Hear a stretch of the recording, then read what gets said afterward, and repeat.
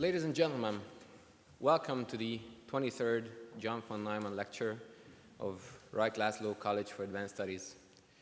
My name is Andrzej Borza. I am the chair of the student board, and on behalf of the college, it is my pleasure to present Professor Richard Thaler with the John von Neumann Award.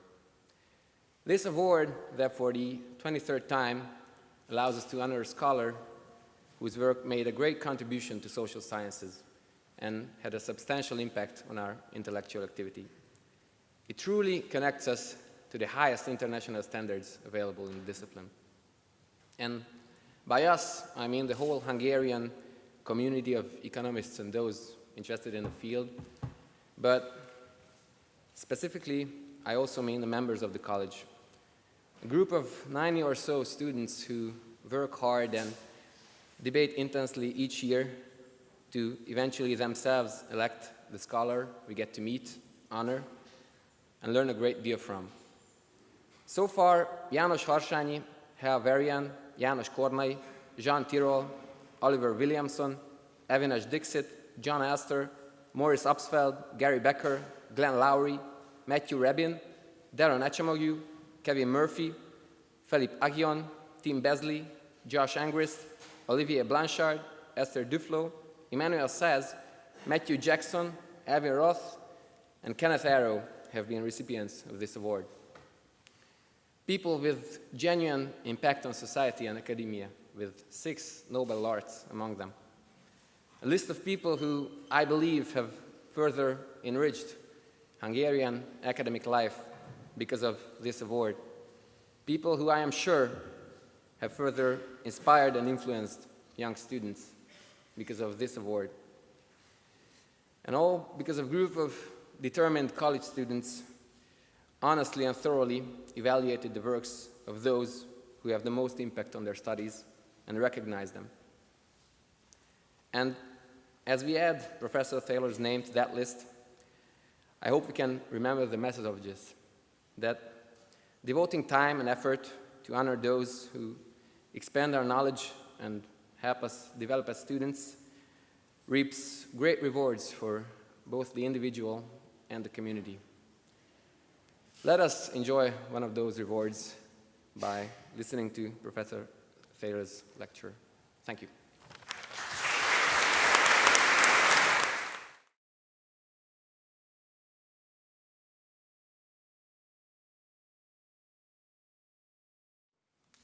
Good afternoon, ladies and gentlemen.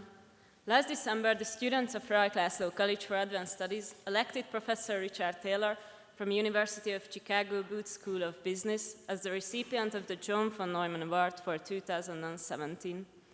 Now I have the privilege to highlight some aspects of Professor Thaler's contribution to science, which had a significant impact on us, the students of Reich College, and led us to elect him as this year's awardee.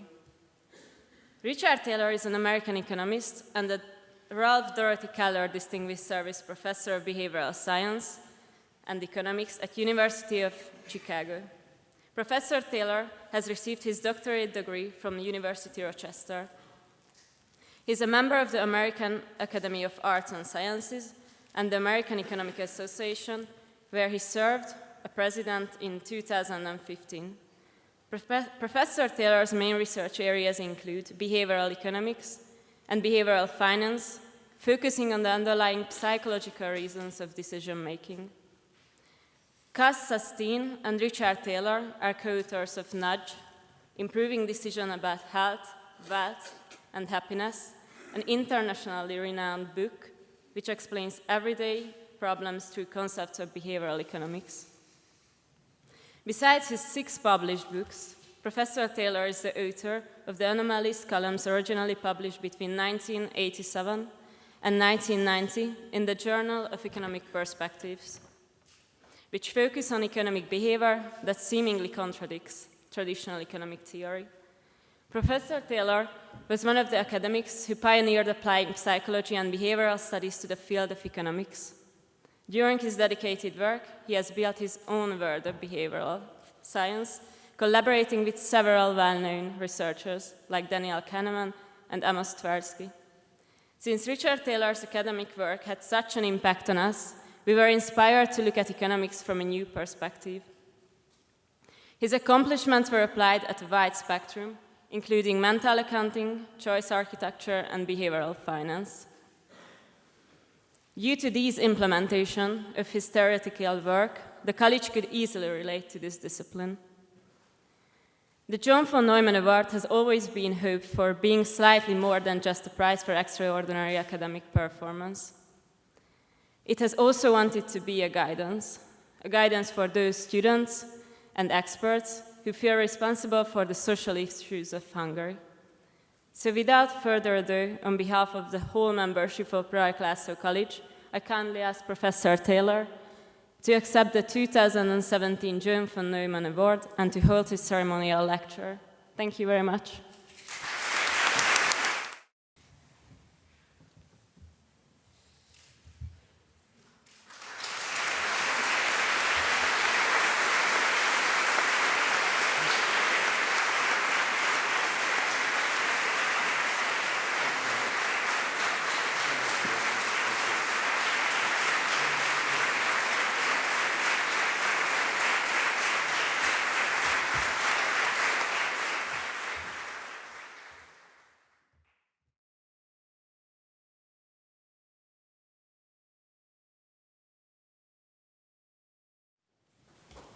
Well, let me begin by thanking the college and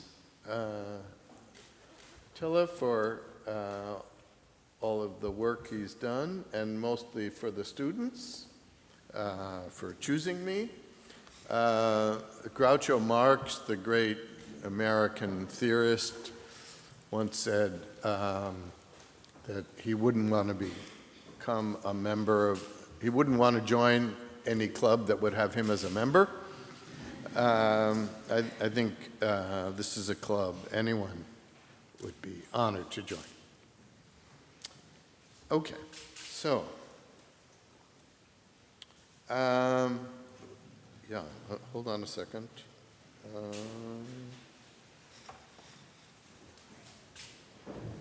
Which is back? Okay. Is it funny? I know, I can do this. Okay. So, I'm a behavioral economist. What is a behavioral economist?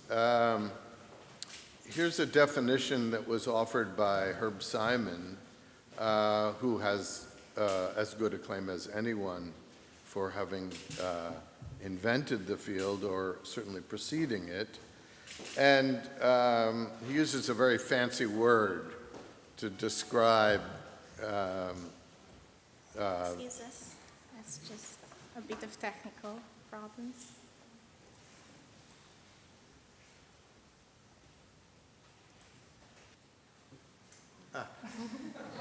Very good.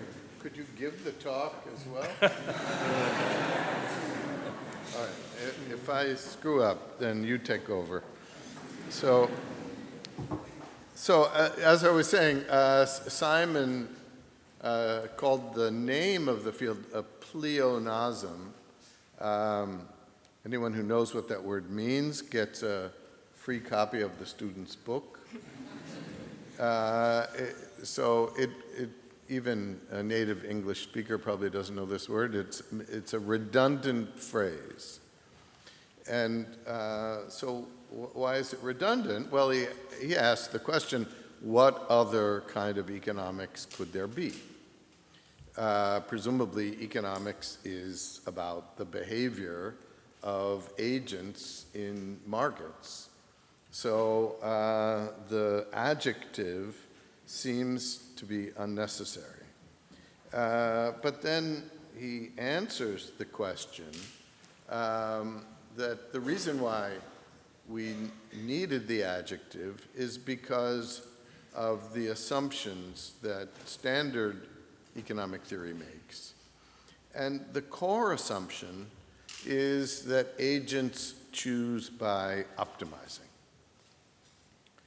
Now, it turns out economics didn't start out that way.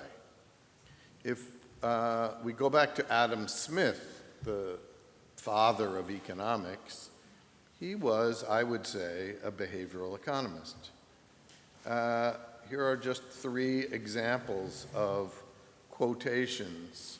This one's from The Wealth of Nations, the overweening conceit which the greater part of men have of their own abilities. He talked about loss aversion. Some people think Kahneman and Tversky are responsible for that. Here's Smith: pain is, in almost all cases, a more pungent sensation than the opposite and correspondent pleasure. This is in his earlier book, The Theory of Moral Sentiments.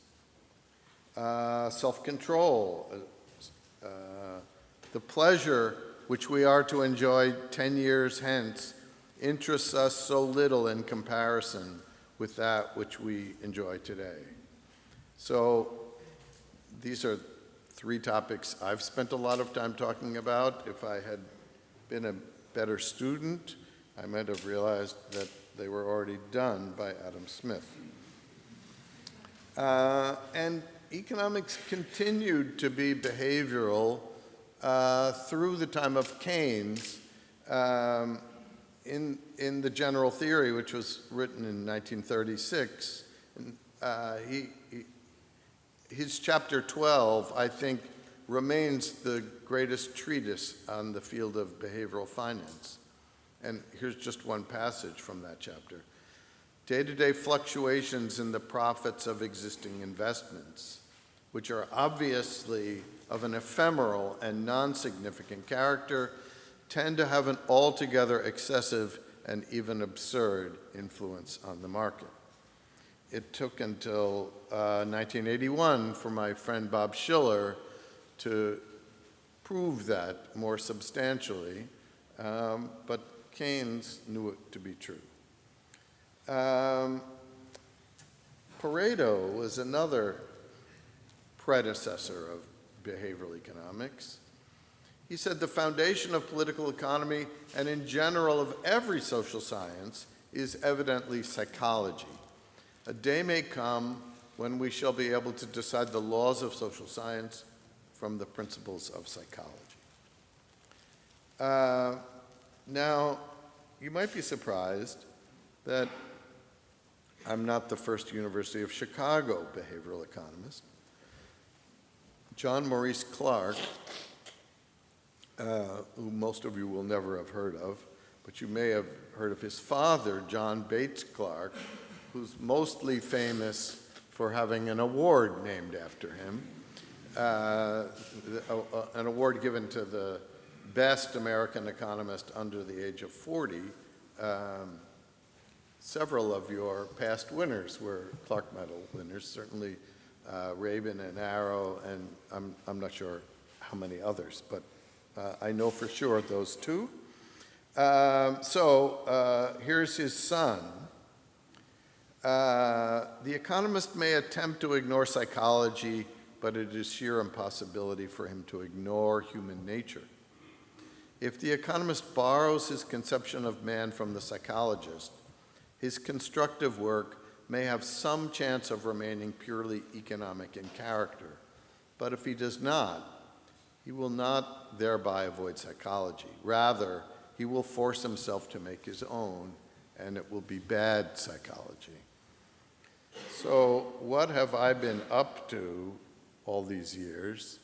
I've been trying to borrow good psychology rather than invent bad psychology. And that is, in my view, what behavioral economics is all about. So these are what I consider to be the core assumptions of economics as it's normally taught. As I said, it starts with the premise that agents choose by optimizing.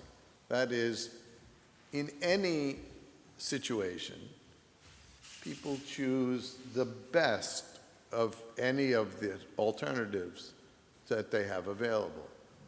So, for example, your choice tonight to attend this lecture is the best thing you could possibly have done in all of Budapest, or all of the world for that matter. Well, if you believe in standard economic theory, then you have to believe that that's true. Second, economists believe that people are primarily self-interested. They maximize their own interest and possibly family members, but that's about it. The third principle is consumer sovereignty. Individuals are thought to be the best judge of what is best for them. So when you decided to come to the lecture tonight, no one could have given you better advice about what to do because you know your own preferences better than anyone else, and you optimize, so there you go. Now, an implication of consumer sovereignty is that people have no self-control problems. Now, I should say, you'll never read the sentence, "We assume no self-control problems," in any economics textbook. At least I've never read it. You will read optimization and self-interest and consumer sovereignty, and it's just not noticed that an implication of that is people have no self-control problems. Why? Well, they choose what's best for them. They eat just the perfect amount of food. They exercise just the right amount. They save the perfect amount for retirement. If that sounds unfamiliar, then you're ready to become a behavioral economist. And finally, people are assumed to have unbiased beliefs. So that doesn't mean they're omniscient. It just means that their forecasts about the future are as good as the ones that would be made by the world's greatest econometrician. Okay, so are these assumptions accurate? They define an imaginary creature known as Homo economicus. To avoid the Latin, I just call these guys econs. And the field of economics is primarily devoted to the study of econs. I prefer to study Homo sapiens, humans, and if we're interested in the behavior of humans, then I claim we need a different field. Now, that's if humans differ from econs. Do they? So let's ask the question whether optimization, the core principle, is even plausible. Is it a starter?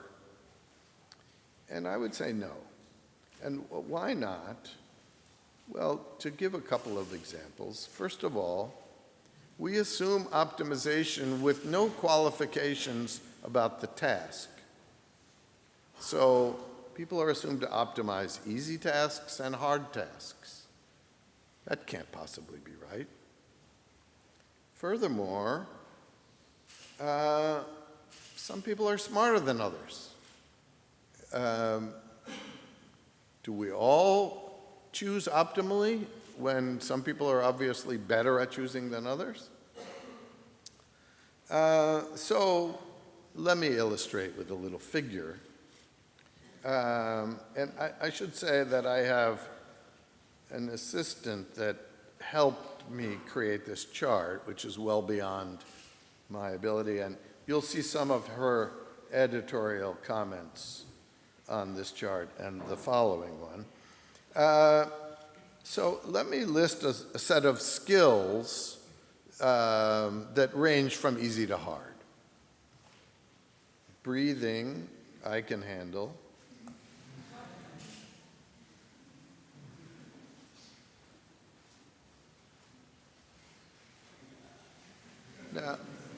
Now, I think it's reasonable to say that these vary as we go from left to right, from easy to hard. We're all pretty good at breathing, not so much for mortgage shopping or saving for retirement.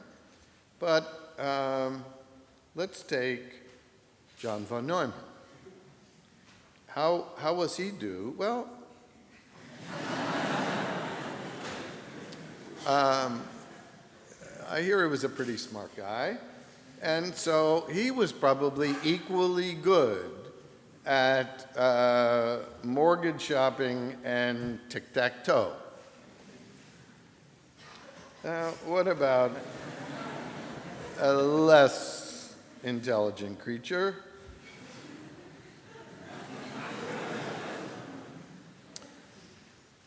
Now, the same applies to self-control. So again, we have a set of things that vary in their ease with which they can be, we can avoid temptation. So not eating kale is pretty easy.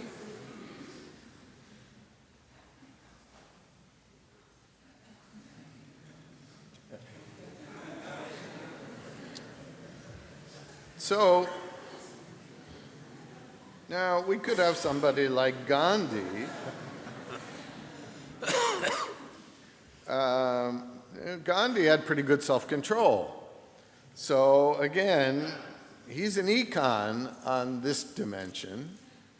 What about me? Well, at least.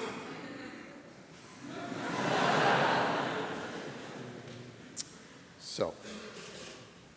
Now, I mean, these comments I'm making, you would think are kind of obvious, but economists have had a long set of reasons why we should ignore them. My friend, a former recipient of this award, and Botan's frequent collaborator, Matthew Rabin, has come up with a great term for these things, which he calls explainoations. You won't find that in the dictionary, but you'll soon see what these are.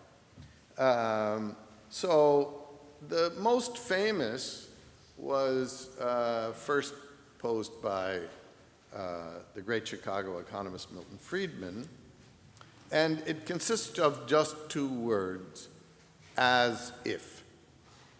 And the argument went something like this. Friedman talked about an expert billiards player who plays as if he knew all the laws of physics and trigonometry and whatever you would have to know to be able to strike the ball in just the right way so that it goes in just the right place. And Friedman said that, it's likely that that expert, in fact, doesn't know those things, but he behaves as if he did. And Friedman was possibly the greatest economic debater. And this was a brilliant debating ploy. And in fact, it lasted for decades. But what should we think about this? Well, first of all, we're not all experts. And economic models are not models of experts. They're models of everybody.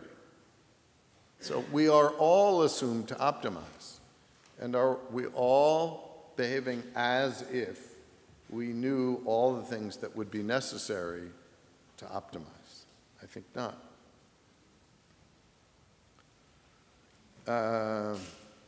You caught a little slip by me.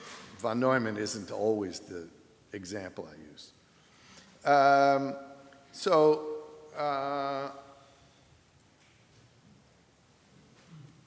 The second insight, and the one that really made my career possible, was provided by my psychology mentors, Daniel Kahneman and Amos Tversky. And the insight they had that created an aha moment for me was that mistakes are predictable, that it's not just that we make mistakes. Of course we make mistakes, we all know that. We're absent-minded and we make all kinds of mistakes. But the insight that they had, and this was in their early work on judgment, was that we make predictions that are systematically biased. And what that means is that the predictions of economics will be systematically biased. And so if we observe the behavior of an amateur billiards player of the sort you might see in a bar after a few beers, they would not behave as if they were optimizing.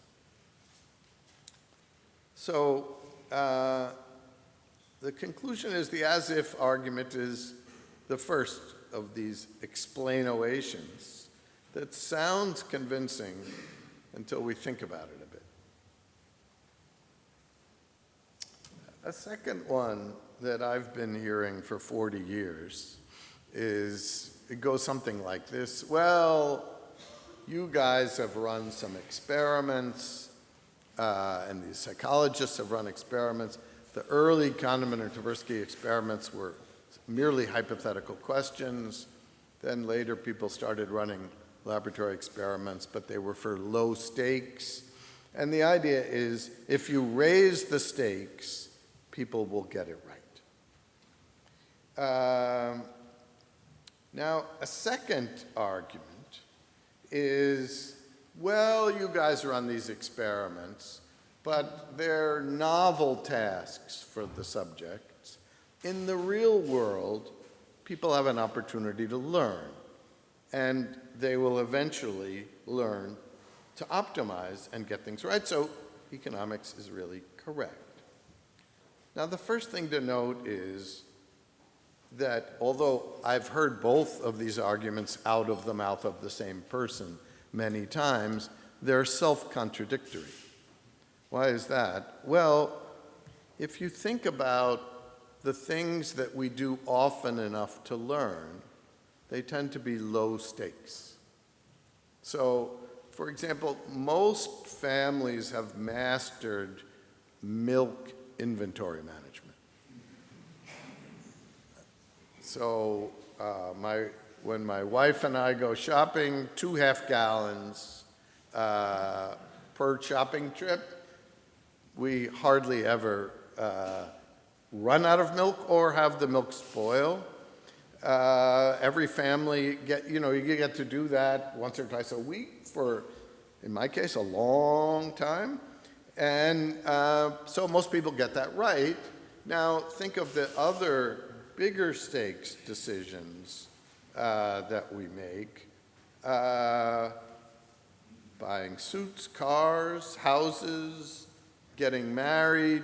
Most people do that no more than 2 or 3 times. Saving for retirement, you get to do once, barring incarnation. So as the stakes go up, the opportunities for learning go down. So you can have one of those arguments, not both. Furthermore, there's absolutely no evidence that decision-making improves with stakes.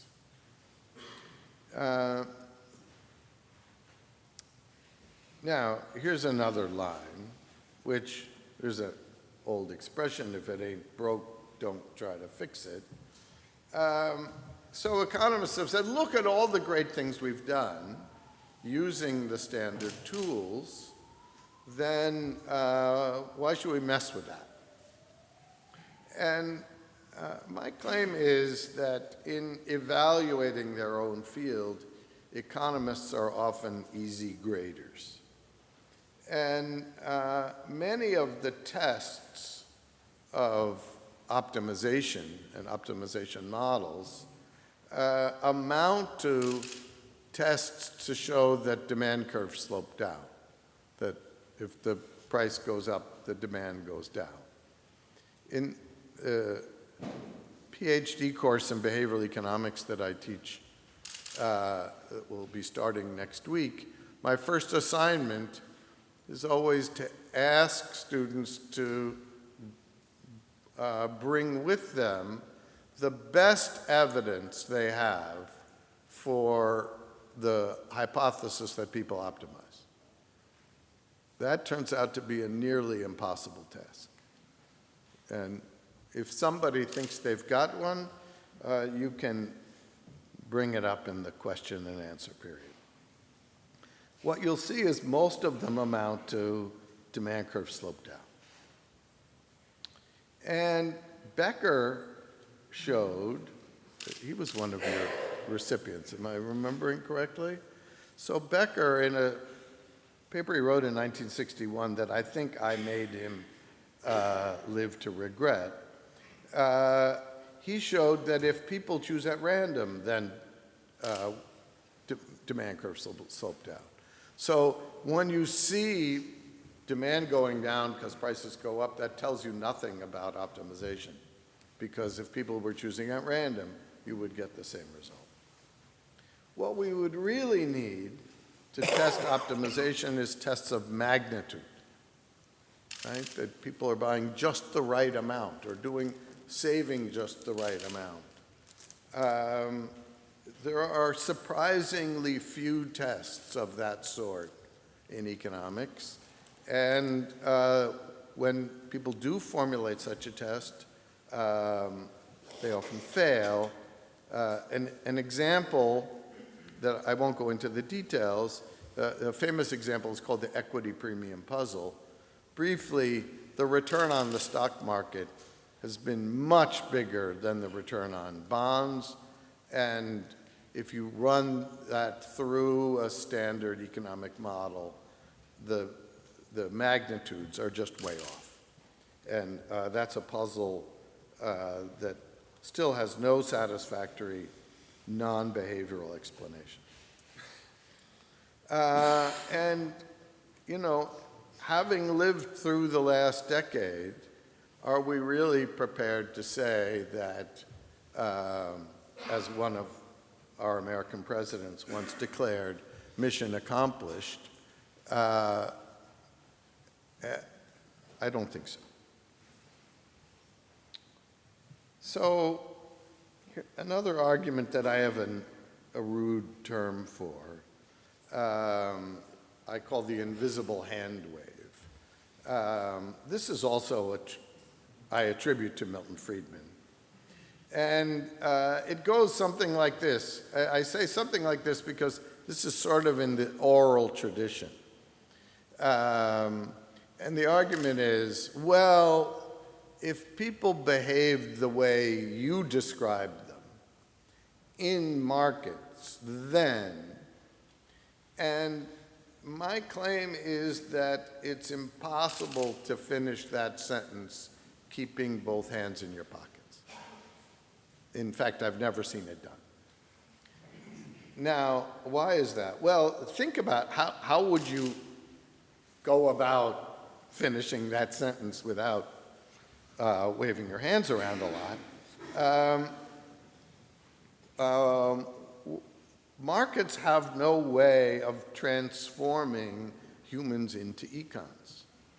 How is this supposed to work? If you choose the wrong career, marry the wrong spouse, fail to save for retirement, take out a mortgage that you won't be able to pay back unless interest rates fall or house prices continue to rise, what happens to you?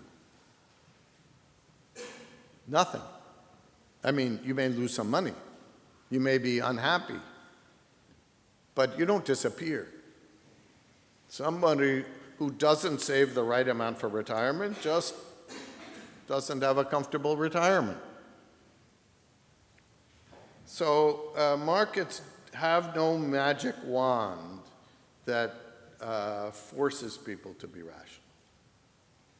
And in fact, it's markets most often act in the opposite direction.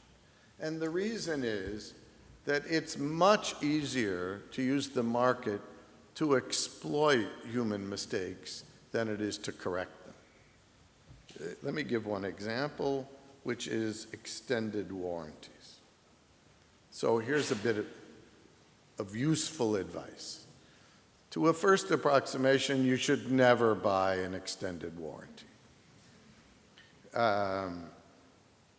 But this is a rough estimate, and I think it's outdated, that $27 billion worth of extended warranties are sold each year in the United States. Now, what is this illustrating? Well, I can make a lot of money selling things that people shouldn't buy. I've been trying to convince people not to buy extended warranties, and so far, I've made $950 in that activity, which is what I get paid for writing an occasional column in the New York Times. So 27 billion versus 950, you get my point. So where are we in this argument? The explainations are not very convincing.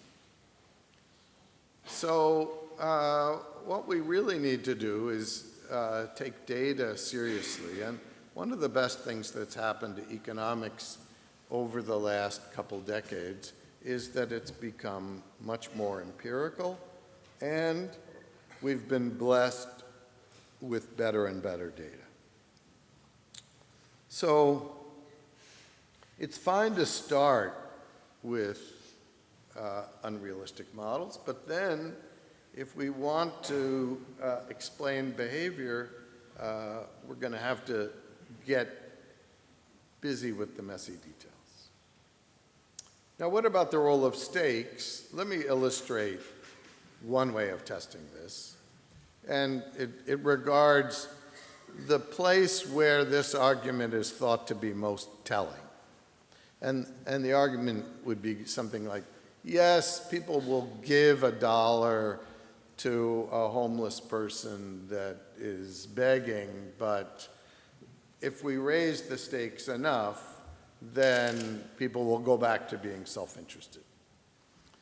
So some colleagues and I used a game show, television game show, to study this hypothesis.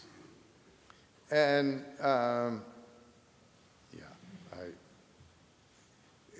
I should say that there's lots of low-stakes evidence that people cooperate in situations where economic theory says they won't. So in public goods games or the famous prisoner's dilemma, I assume you all know what the prisoner's dilemma is. And if not, shame on you. It's taught at least once in every economics class. So in the prisoner's dilemma, the rational strategy is always to defect. Now, and in low-stakes experiments, in one-shot prisoner's dilemmas, about half the people cooperate. So how can we test this? So here's the game show. And if I rudely assumed you knew what the prisoner's dilemma is incorrectly, I can explain it here. In this show, they use a simple version of the prisoner's dilemma. At the end of the show, there are two contestants that have been playing some game, and they've won a pot of money, and then they play the following game that they call split or steal. Each contestant secretly decides whether to split or steal. If they both split, they each get half. If one splits and one steals, the one who steals gets everything. And if they both steal, they both get nothing. So economic theory says both will steal. If we had run this experiment, it would have cost us 2.8 million pounds, which is a lot of money. The stakes in the show conveniently vary from 100 pounds to over 100,000 pounds. So what do we see about the cooperation rates as we raise the stakes? So here's a figure. And at first glance, it seems like this argument works. For very low stakes, cooperation rates are high, and then it goes down. But what you see is the cooperation rates go down to exactly the same level that we observed in the lab, about 40 to 50%. For 20,000 pounds and up, we're seeing the same cooperation rates that we saw for $10. Now, what's going on at the left half of this? This is what I call the big peanuts phenomenon. What do I mean by that? People, in these laboratory experiments for $10 are said to be playing for peanuts, meaning not for very much. In this show, people are expecting to play for tens of thousands of pounds. If they don't, if they've been unlucky in the show or not very good at answering the questions, they end up playing for what seem to be peanuts. But they're big peanuts, meaning much bigger than the stakes anybody's ever used in a laboratory experiment, hundreds of pounds. And for those pretty high stakes experiments, we see really high rates of cooperation. So yes, we see cooperation rates go down as stakes go up, but they only go down to the same level we've seen in the laboratory. Well, what about the biggest stakes of all, financial markets and the efficient market hypothesis? The efficient market hypothesis has two components. The first is what I call the no free lunch component, which is that it's not possible to beat the market. The second component is I call the Price is Right, which is named for another famous American game show. And the idea here is that asset prices are equal to the intrinsic value of the underlying asset. So the share price of Apple, the world's largest company, is exactly what it should be. Now, this, what do I conclude about these? The no free lunch component, I say I'll give it an A-. It's approximately true, and individual investors are well advised to assume it is true. Because if you try to beat the market, you will almost certainly fail. Now, there are lots of papers showing ways to beat the market, but they're small and best practiced by professionals. And it remains the case that most actively managed mutual funds underperform their benchmark. So even professionals have trouble beating the market. So I give that one a high grade. But I will say the following. The following three things cannot all be true. Investors are rational, markets are efficient, and financial intermediation is 9% of GDP. In other words, if we're devoting nearly a tenth of our economy to people managing money, that wouldn't happen in a world of rational investors and efficient markets. What are all those people doing? Now, what about the Price is Right component? This part of the theory, its advocates long thought and lived in the comfort of believing that it was untestable. And there's really nothing better in a theory than being untestable. But if you dig hard enough, you can find special situations where it is testable. So here's one. It turns out there's a fund, a closed-end mutual fund. Let me explain what that is briefly. Most mutual funds, you can deposit money, and they'll take your money and you give them $1,000, and they'll buy $1,000 worth of assets, and they're priced. It's just like they're going and buying those assets for you, and then if you ask for your money back, you get it back at the price of those shares. These closed-end funds work differently. They raise a pile of money, say $1 billion, and then they sell shares in the fund, and those shares trade. Now, the question is, and I gather one of the projects in the book the students wrote is about these closed-end funds. The puzzle has long been that these funds don't trade for the value of their assets. Typically, they sell at discounts, meaning you can buy $100 worth of assets for $85. Occasionally, they sell for premia. You have to pay $150 to get $100 worth of assets. That's really hard to explain.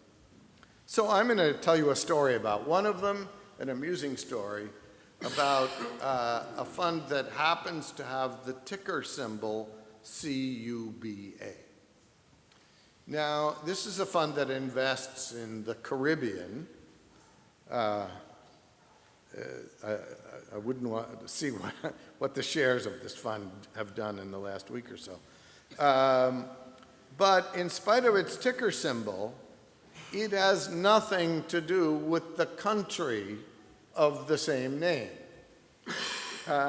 It's never bought any shares of Cuban companies, A, because it would be illegal, and B, because there are no securities to buy. So, right, so you get this. This has nothing to do with Cuba. Okay, that's all you have to know. You can forget about everything else I've said so far. Historically, this fund, like most closed-end funds, traded at about a 15% discount. Now, here's a plot of the orange line, or whatever that color is the net asset value, meaning the value of the shares the fund owns. And you can see in this early period, it's trading at a 10 to 15% discount, like most funds, and then, whoop, all of a sudden, it goes to a 70% premium, meaning you have to pay $170 to get $100 worth of shares. Why? Well, that happened to be the day President Obama announced his intention to relax diplomatic relations with Cuba, the country, which you will recall has nothing whatsoever to do with the Cuba Fund, and this mispricing lasted for about a year. So much for the efficient market hypothesis. Now, what about bubbles?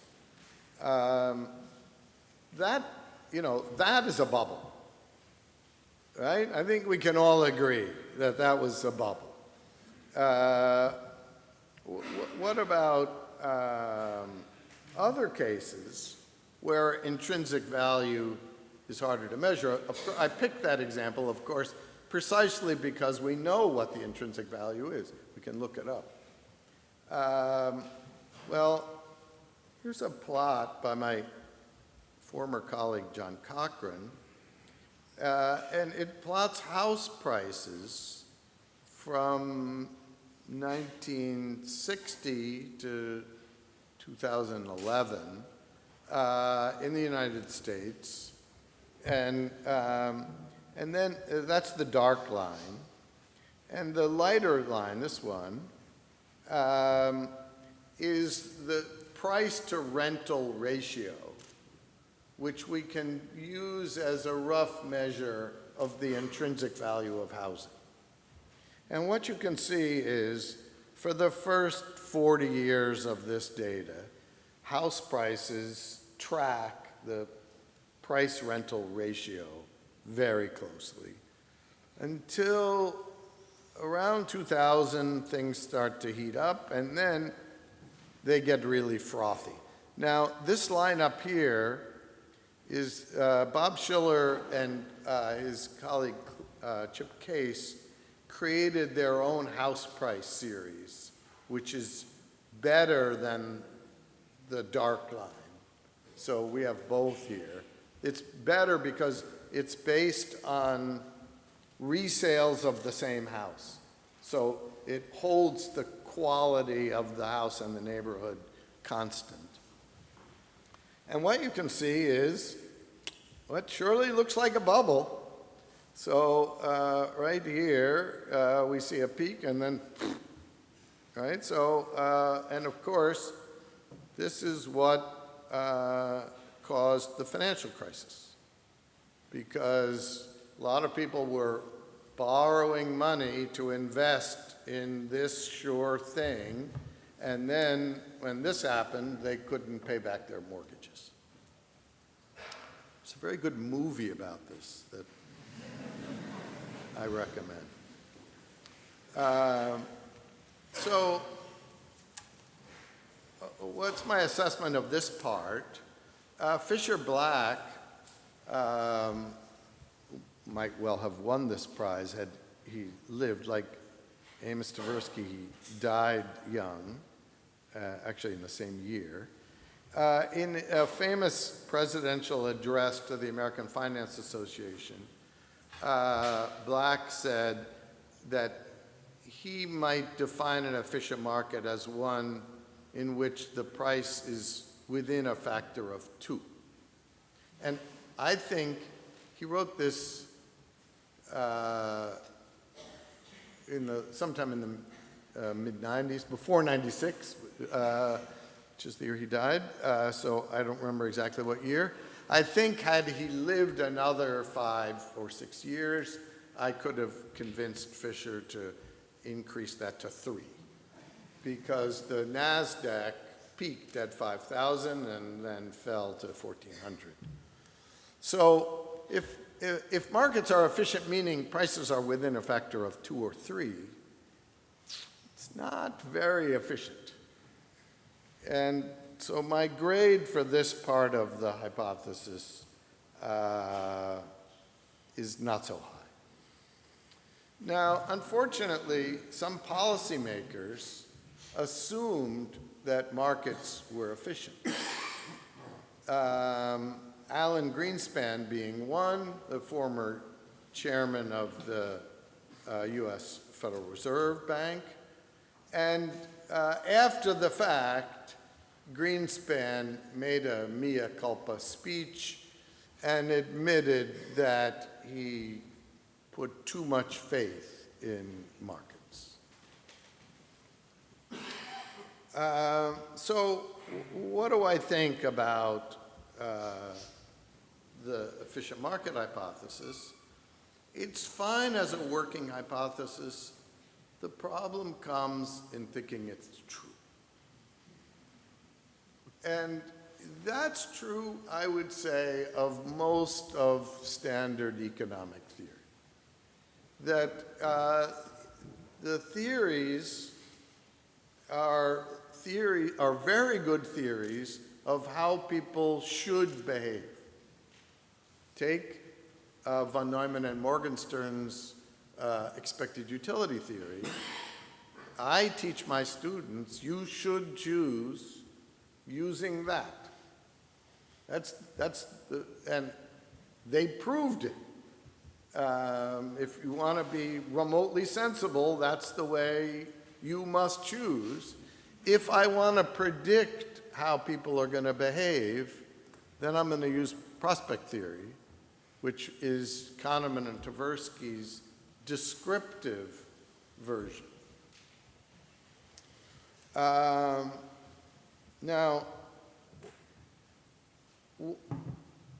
So I've talked a lot about the efficient market hypothesis. If prices there can be off by 2 or 3, what about other markets where it's harder to arbitrage, like labor markets? Here's a plot of CEO pay as a ratio of the pay to the average worker. And you can see it's gone up by a factor of 100. And this is since 1980. Now, this is roughly the period that I've been working. I can tell you that the deans I've worked for, I don't think have been 100 times smarter than the ones that I worked for when I was starting. I don't think CEOs have gotten 100 times smarter. I can't prove that they're overpaid, but I'll let you draw your own conclusions from this graph.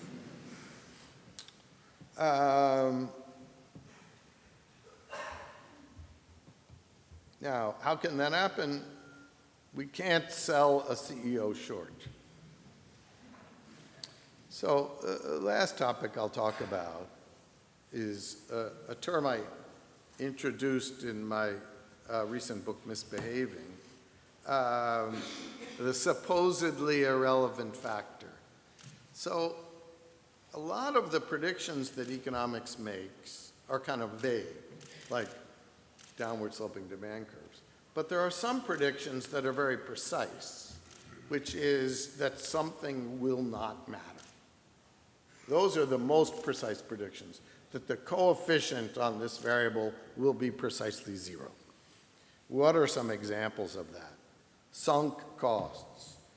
If you paid a lot of money for that dessert and you're full and the dessert is rich, you shouldn't eat it just because you paid a lot of money for it, but go to any restaurant and you'll see people misbehaving. Kahneman and Tversky, in a series of brilliant demonstrations, showed that just changing the words of a problem, switching from lives saved to lives lost, switches the preferences from 30-70 to 70-30. That's absolutely not allowed in any rational theory. Which options are labeled as the default also shouldn't matter. A topic I've studied a great deal, mental accounting, kind of the labels people put on money. That's a silly thing to do, and it shouldn't matter. So, unfortunately, if we look at the evidence is that all of these supposedly irrelevant factors, at least the ones I've listed here, matter a lot. Here's one example, retirement saving.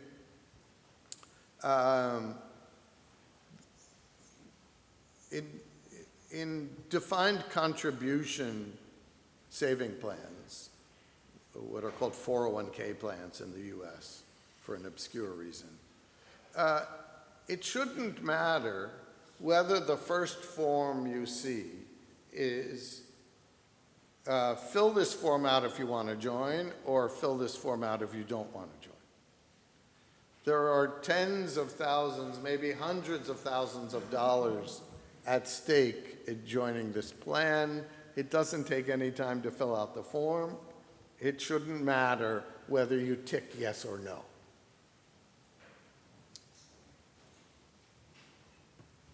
So here's a chart from Vanguard, a big mutual fund company.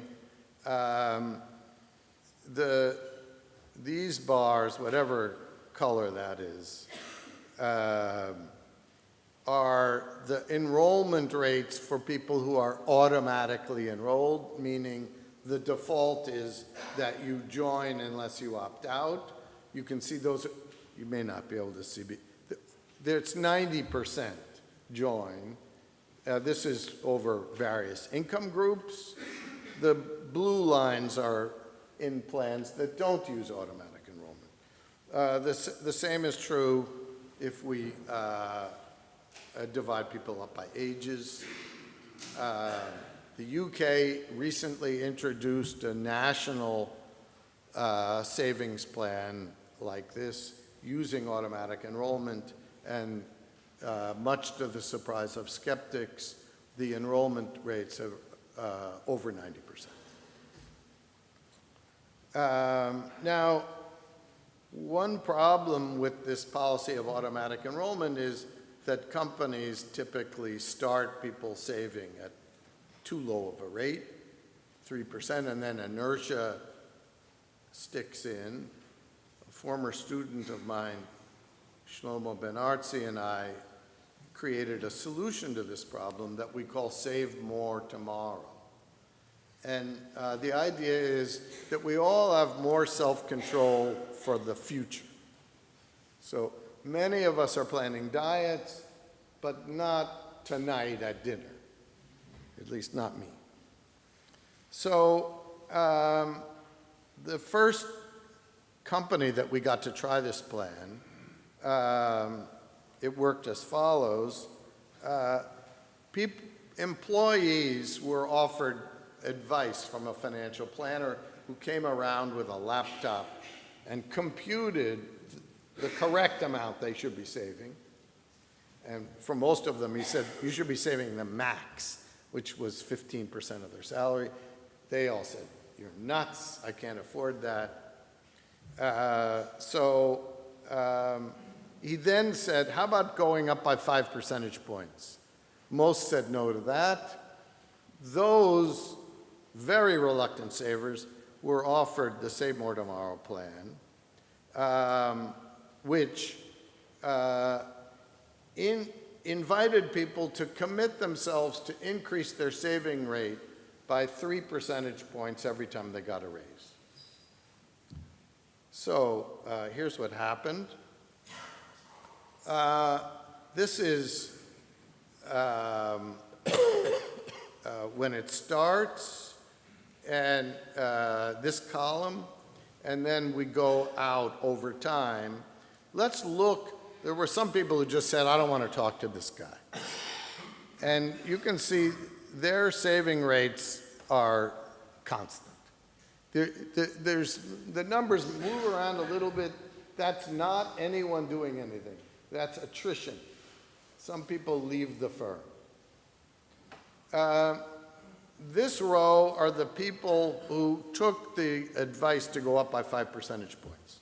You can see they go up from 4 something to 9 something, and then flat. Here are our guys. They are very bad savers, 3.5%. After 3 years, we have them up to 13%. And there are now roughly 10 million people, is our best guess, are enrolled in some version of this plan. Now, we get back to explanations. People have been asking me for years, yeah, but what are they doing to the rest of their money? Maybe you're getting them to save over here, but they're running up their credit card balances. There's a brilliant young economist who should be on your list, named Raj Chetty, who was able to do a study in Denmark where they have data on everything. Basically, all economists should move to Denmark or get Danish co-authors. So here's what they did. They looked at people who moved from one employer to another where the saving rate went up. And you can see what usually happens. That works. What happened to the rest of their saving? Nothing.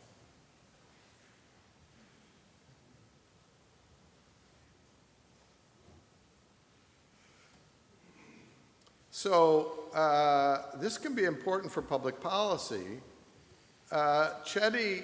These saving plans are typically tax sheltered, and they're very expensive. Chetty et al. Estimate that the saving subsidy gets you a penny on the dollar in extra saving. That all of the increase comes from the nudges.